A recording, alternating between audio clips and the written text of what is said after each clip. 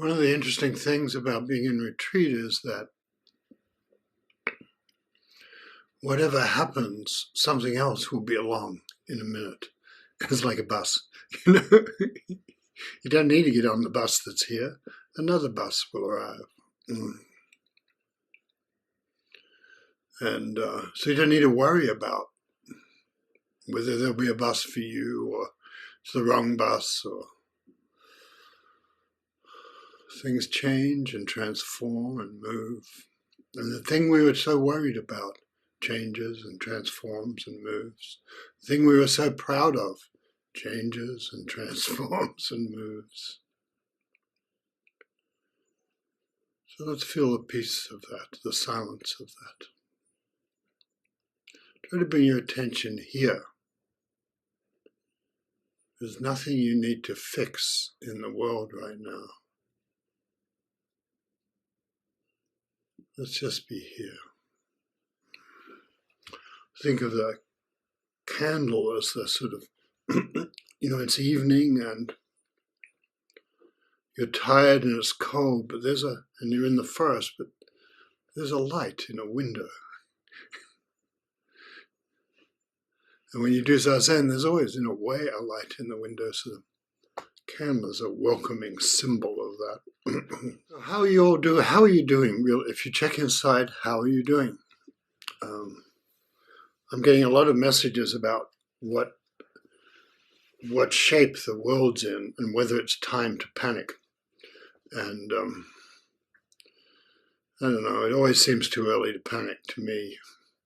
So there's that. I noticed my sister sent me, she's writing a novel that's well along. Why am I sharing my screen? I just did that, see? Time to panic. It's like, why? And I think, so this novel is about a girl in Ireland who was arrested and thrown in jail and sent out in chains in a horrible old ship to Van Diemen's Land, which is where I grew up, Tasmania, and then became my ancestor, and she became she lived in a little house that she and her husband built, I guess. It was a cobbler. He was another convict, and he became a cobbler, and built it in the late 1840s or 1850 or something. And I knew that house as a kid, and the foundations were a couple of bricks, 4 bricks actually, and so it was like crooked like that. But it was a comfy old house, heated by coal actually, no hot water. But my great aunts, who were her great grandchildren, grandchildren, lived there. And so, and I was interested in my sister's I thought, maybe my sister's writing and mine is a bit similar, because she's to, how do you get out of prison? And in a way, that's what koans are. It's a different, more metaphoric notion of what the prison is. But how do you get out of prison? Good question. How do you get out of prison? And so the great Yuan Wu, who was the guy who assembled the Blue Cliff Record. When you enter into enlightenment right where you are, you penetrate to the profoundest source. You cultivate this realization till you attain freedom of mind, harboring nothing in your heart. Here is no understanding to be found. There is no not understanding to be found. You go on like this for 24 hours a day, unfettered, free from all bounds, all bonds. Since from the first you do not keep subject and object or self and others, how could there be any Buddha or Dharma? This is the realm of no mind, no contrived activity, and no concerns. How can this be judged with mere intelligence and knowledge and discrimination and learning? Did Bodhidharma actually bring this teaching when he came from the West?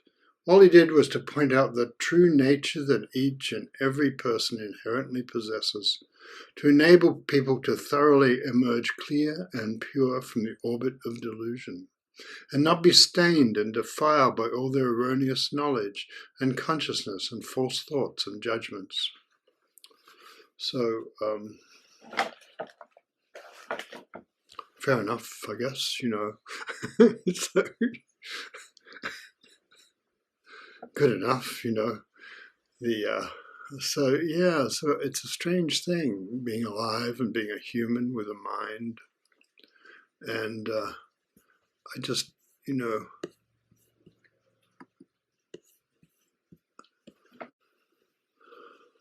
the world is very anxious right now. People are dying. I mean, people we know are dying. But that's always true, isn't it? Yeah. And so there's the outer world, which has terrible news, and so people are worried the whole world's going to blow up, or what will happen to, if you're Palestinian, what will happen to the Palestinians? If you're Jewish, what will happen to the Jews? And there's a tremendous sorrow in how the world works in that way. It's kind of hard to know exactly what to do with it, but I think to tell about it is not a bad thing. One thing to tell about is that it's possible to have a different intention in life. The Buddhist thing is not to worry so much, no matter what your condition, not to worry so much. And that's called the Bodhisattva Path. And if you're anxious, maybe there's someone you can help, and then you'll feel a lot better. And the Bodhisattva is not so concerned about, I don't know, think of something you're concerned about. There's a spaciousness in that. The head of practice was in the session has to stand in the dark at the altar waiting for the teacher. The teacher comes in this sort of quiet, very quiet, moving ceremony where, at least for me when I do it, that I'm not trying to change anybody's mind, influence anybody. We're just showing up and meeting in the silence and the dark. And we walk around the meditation hall in the dark, and people are sitting there facing in the meditation hall. And it's a silent greeting. But then before that, the head of practice has to stand there holding incense, waiting. And it's hard to tell when the teacher's going to come in because the teacher doesn't know. And anyway, comes in, but it's not a problem. You stand there in the vastness of waiting is the pure mind. And so, and the head of practice was saying that it's a beautiful thing. At that moment, we are free. We can die. We can live. There's nothing we need to face or flee from. Everything's pure and free. And you can notice that inside whatever your worst circumstances are, there's a kind of freedom. Here's a great one about the uncertainty of life, though. This is Zimborska, the great Polish poet. A little girl tugs at the tablecloth. She's been in this world for over a year, and in this world not everything has been examined and taken in hand. The subject of today's investigation is the things that don't move by themselves. They need to be helped along. Shoved, shifted, taken from their place and relocated. They don't all want to go, e.g. the bookshelf, the cupboard, the unyielding walls, the table. But the tablecloth on the stubborn table, when well seized by its hems, manifests a willingness to travel. And the glasses, plates, creamer, spoons, bowl are fairly shaking with desire. It's fascinating. What form of motion will they take once they're trembling on the brink, Will they roam across the ceiling and fly around the lamp? Hop onto the windowsill and from there to a tree? Mr. Newton still has no say in this. Let him look down from the heavens and wave his hands. The experiment must be completed, and it will.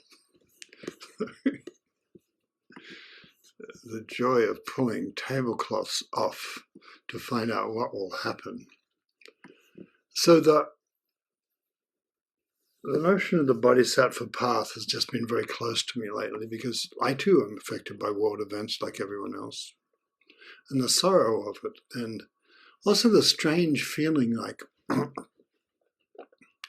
when you're in a fight, I don't know, you don't really, nobody, to live, if you have to live in hatred, I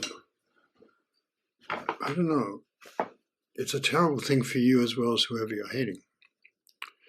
And then hating each other back and so on. So it's just a really, really hard way to live. And, if you're holding a grudge, you know how, in a way, satisfying a grudge can be, because you know what you're doing on the planet and why you're here. Having an enemy, it's great. But when you examine how does it feel and what's the effect on yourself and people who love you, it's very hard. It cuts you off. So I think one thing to do is let's not hate too much, and work with the sorrow of that. I think hatred comes from sorrow so much. So there's that. And how, as a Buddhist, or I don't know if we're even Buddhists, are we? One of my Japanese Zen teachers said, "I don't know what I am. I'm a Zen person." Yeah. So we have that. And then I want to read a couple of poems from Yehuda Amakai said, "From the place where we are right, flowers will never grow in the spring. From the place where we are right is hard and trampled like a yard." The poem goes on, but it's very short, but that's the gist of it. And then here's another Amakai. An Arab shepherd is searching for his goat on Mount Zion. And on the opposite mountain, I'm searching for my little boy. An Arab shepherd and a Jewish father, both in their temporary failure. Our voices meet above the Sultan's pool in the valley between us. Neither of us wants the child or the goat to get caught up in the wheels of the terrible Hadgadyah machine. If you don't know, that's Aramaic and Jewish words. Refers to one of those songs about, I bought a goat, but the cat ate the goat, and then the stick killed the cat, and then the fire burned the stick. And that's the Hadgadyah. It's the terrible Hadgadyah machine, the sequence of vengeance and death. Afterwards, we found them among the bushes, and our voices came back inside us, laughing and crying. Searching for a goat or a son has always been the beginning of a new religion in these mountains. And here's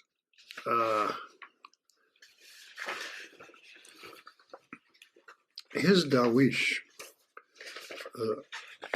a great Palestinian poet, and what do we have here?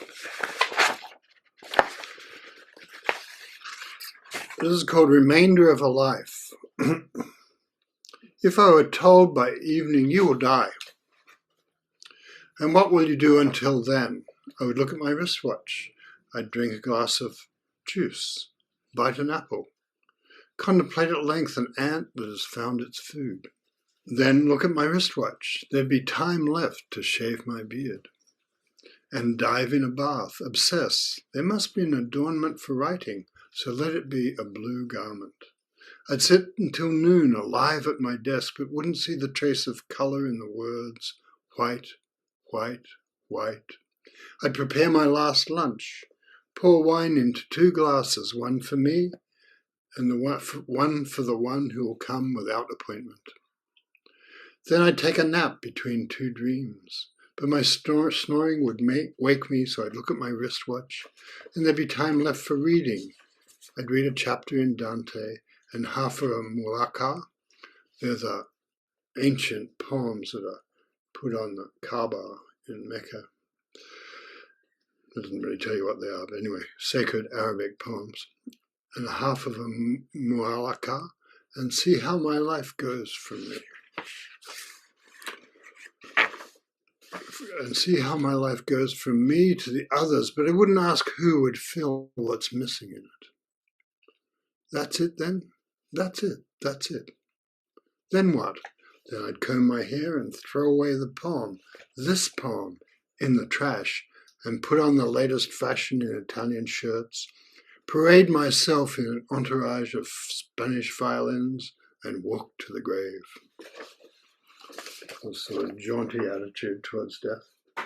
And also it points out what I like about the poem, particularly apart from the insouciance, is that when you know you're going to die, you just live the life you're going to live. You look at the ant, you have a glass of wine, you put a glass of wine out for a guest, in this case, an unusual and distinguished guest. And, life is exactly what it is. And so that's the Zen thing, right? Life is exactly what it is.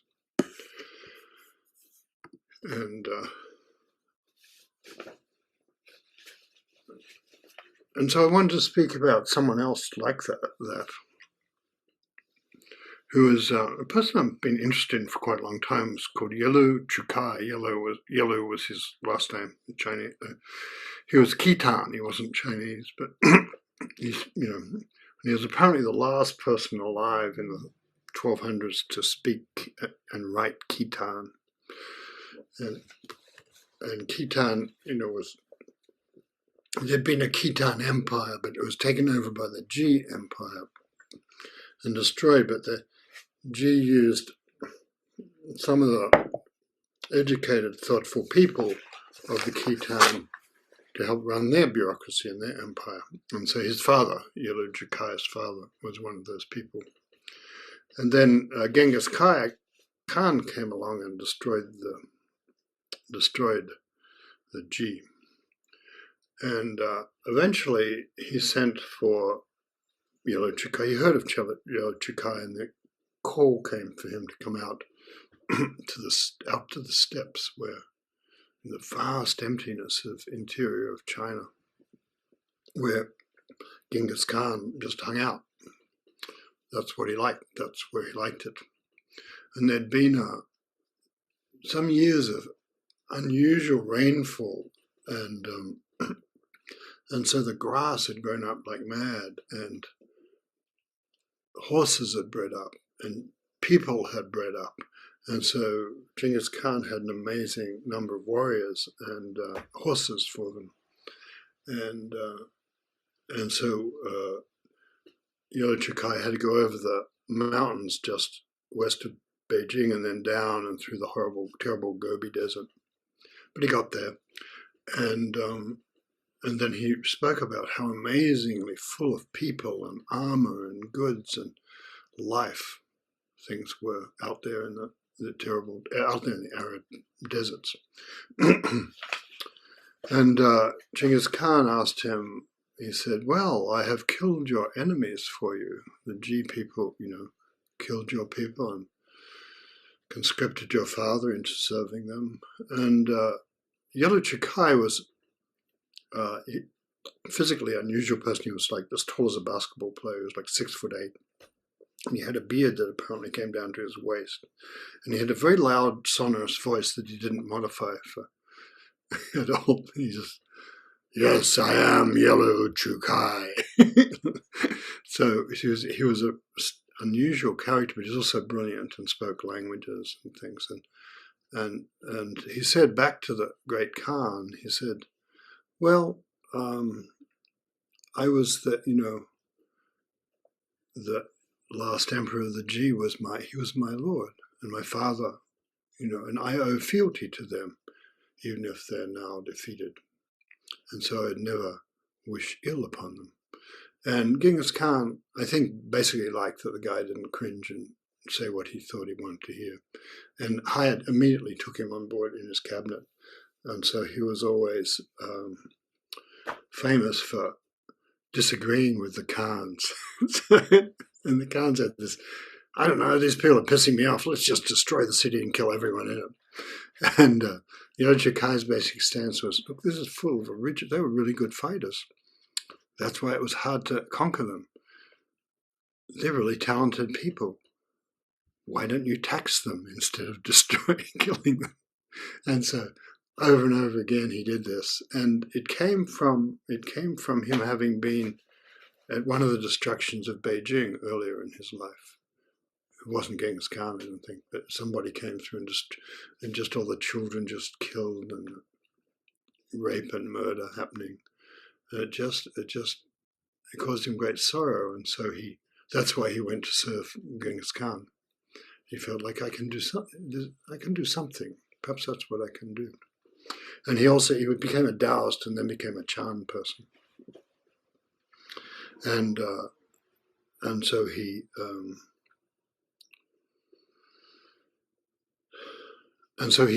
followed Genghis Khan and Genghis Khan was trading down to India and then up to almost to Persia and things like that, roaming all over the steppes, conquering and looting and pillaging. And he followed him and had this quite deep relationship with the Khan. And I thought, in a way, it's a sort of nice, I imagine having a conversation with Yellow Chukai sometimes about koans in that context. But then they came back to Beijing, and then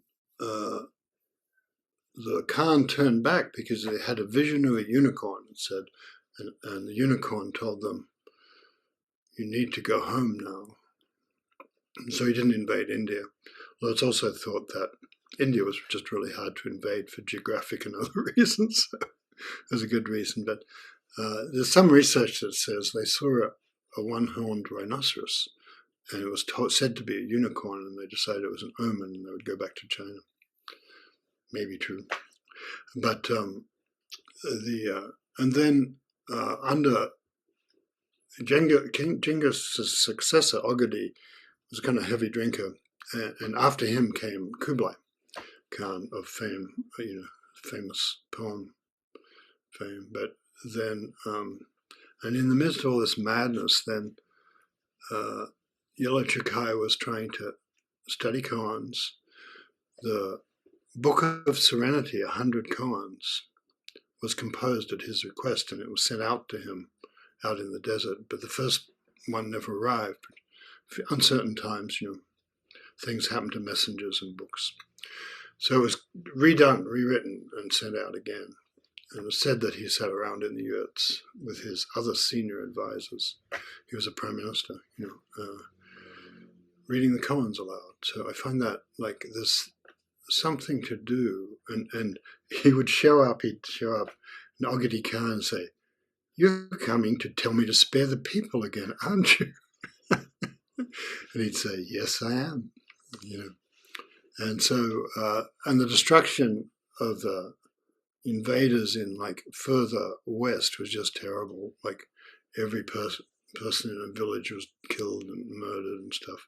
And in China, it was bad, but it wasn't that bad. And people think that that's one reason, Yellow Chukai. So it's the Bodhisattva Path. And you've come to tell me to spare the people again. Whine about the sufferings of the people, haven't you? Yes, I have. So, I always feel like I'm a fan of his. And as I said, he was the last person to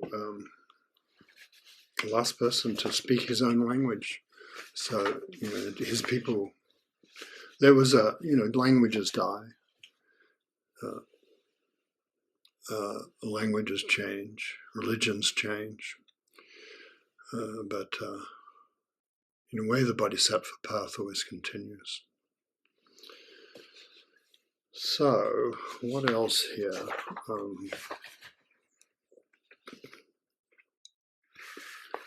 I think once, people have been telling, I've just got a deluge of people worried about the world. And I don't know, what am I to say? Don't worry about the world. It's going to be okay. Zimborska has a wonderful poem about, the 20th century, we're going to get rid of a lot of small problems like war and hunger. Doesn't seem like we're making that now. This is right at the end of the 20th century. Doesn't seem like we're quite getting there. And so we have to be inside it, even if we can't, even if we don't approve of the world. And inside your greatest fear, if you look at what you're afraid of, inside it, there's a spaciousness. That's what the Heart Sutra says: no eye, no ear, no nose, no tongue, no body, no mind. There's a kind of peace in life, and it's never not there. And you can look for it, and you can just be sad or anxious. It doesn't mean you can't be sad or anxious, but it does mean you notice it's always there, that vast sense of vastness and spaciousness. It's like you're always just standing at the altar in the dark, waiting for the dharma, and it's always here in you, standing at the altar waiting for the dharma. It's like that. So I don't know. I think it's great. I think we don't have any choice but to praise life, terrible as it is. And we have no, we can't, it's not like bad things are happening because we were derelict in our duty. Bad things are happening all on their own dime. They're just happening. But hard things are happening, painful things are happening. People are dying, people get diagnoses. And you'll find this funny thing happens when you get a really dark diagnosis. You realize, I have a lot of life to enter. Any way I've been holding back, I don't have to anymore. I can just, Darwishes think I can enjoy it. I can watch the ant, but also I can look at the walls and see how perfect they are. How the wall meets the floor, the perfection of awakening. Look at your wall and the floor. If you've got one, check it. That's enlightenment right there. The wall meets the floor. No hesitation. I told this in Sesshin, the story about this woman who was really, somebody know the story, but this woman was amazingly hardworking. She was incredibly earnest. She grew up as a kind of, hillbilly outside of Los Angeles, and one of those disturbed, messed up families, and poor and ragged, and she just really wanted the Dharma, and so she would sit in retreat she'd sit very still, and she'd sit through walking meditation, just sit and really hard, and then she'd go and walk and stuff. And then she started to her body started to fall apart. She started to get fever, and she'd rush and throw up and stuff. And her friends would just cart her out, like drag her out to the interview line, to the Doxan line. And they'd wouldn't just like drop her plop, but they'd sit there holding her up in the interview line. She said, I remember her sitting in front of me one time. And then they'd take her into the interview line and leave her there. And a minute or so later, the bell would ring and they'd bring her back while she was working on her koan. And she'd say, I think this is the koan. And the teacher would say, no, not yet. And there was some impartiality and beauty in that. In this condition, not yet. And then at one stage, everything changed. I noticed because I was often in the interview line with her. And she was just tears and joy, and she stopped throwing up, and she could walk herself. And it was kind of clear she had an awakening. And I said to her, well, what happened?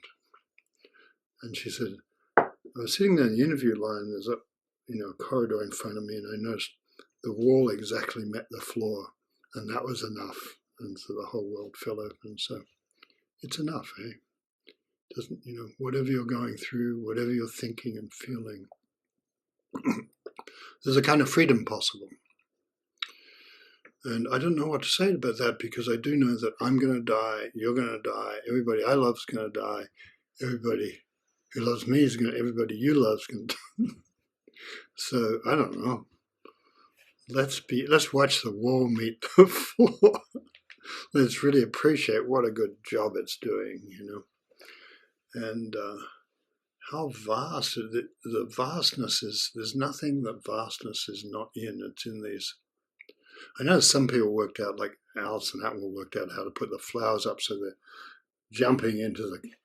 And so I decided I'd do that too, so, hide behind the flowers. So that's perfect. But then this boring screen behind, the shoji screen, that's perfect, and the little candle I lit, that's perfect. Everything's complete. And you are complete. You are perfect. If you look around, look inside yourself. Like, look at what thoughts and feelings you're having, and objections to reality, objections to anything, objections to things people say. It's all right. It's perfect. Really look inside and see, what are you thinking? Notice that. And notice there's a whole wave of what you're thinking going on all the time. Unless you're a really remarkable person. To the wave of what you're thinking and feeling, remembering things, rehearsing things. And even that is perfect, and inside that there's a spaciousness. So remember that. Good to know. Don't remember that. Notice that. Good thing to notice. Yeah.